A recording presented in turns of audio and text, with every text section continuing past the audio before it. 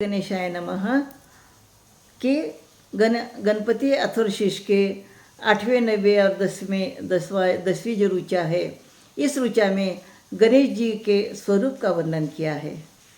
तो उस गणेश जी के स्वरूप के बारे में हम देखेंगे कि हम एक दंत वाले गणेश जी को जानते हैं, जो वक्रतुंड वाले हैं, उनका हम ध्यान करते हैं और उनका जो ज्ञान है कि हम ध्यान करके उनके ज्ञान को हम प्राप्त कर सकते हैं। तो गणपति एक दंत और चतुर्बाहु है, 4 उनकी भुजाएं हैं और उनके चारों हाथों में क्या क्या है? एक हाथ में पाश है, अंकुश है, दंत है और वर मुद्रा धारण करते हैं। उनके ध्वज में मूषक चिन्ह है, वे रक्त वर्ण है, लंबोदर है, शूर्पकर्ण है, शूर्पकर्ण यानी बड़े कान है, रक्त वस्त्रधारी है, रक्त चंदन के द्वारा उनके अंग अनुलिप्त है, वे रक्त वर्ण के पुष्पों द्वारा सुपूजित है, यानी लाल रंग के फूल गणेश जी को बहुत प्रिय है। भक्तों की कामना पूर्ण करने वाले ज्योतिर्मय जगत के कारण अच्युत तथा प्रकृति और पुरुष से परे विद्यमान वे पुरुषोत्तम है।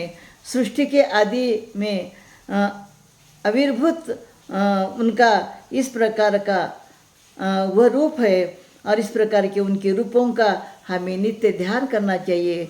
यदि हम उनके रूपों का ध्यान करेंगे, अथर्वशीर्ष को पढ़ करके उसको भी हम समझेंगे, तो ध्यान करने के बाद ये सारी बातें हमें समझ में आती है। तो ऋषि मुनि हमेशा जो है ध्यान करते हैं। फिर हम अंत में जो है व्रतपति को गणेश जी को नमस्कार, प्रथम पति गणेश जी को नमस्कार, लंबोदर एकदंत विघ्न विनाशक शिवतनय श्री वरद मूर्ति को हम बार बार नमस्कार करते हैं।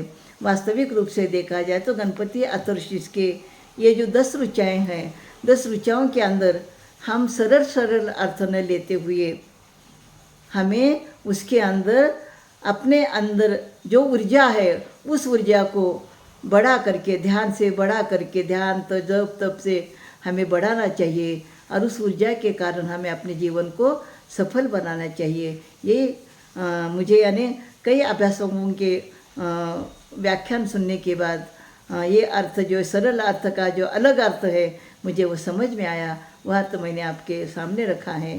तो ओम गण गणपते नमः।